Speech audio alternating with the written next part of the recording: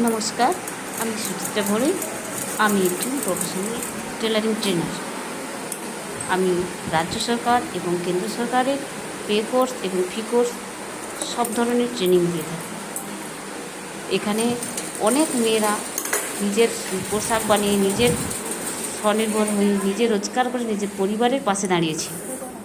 আপনাদের যদি কারো পরিবারের পাশে দাঁড়ানোর থাকে, আপনারা সত্ত্বর যোগাযোগ করুন।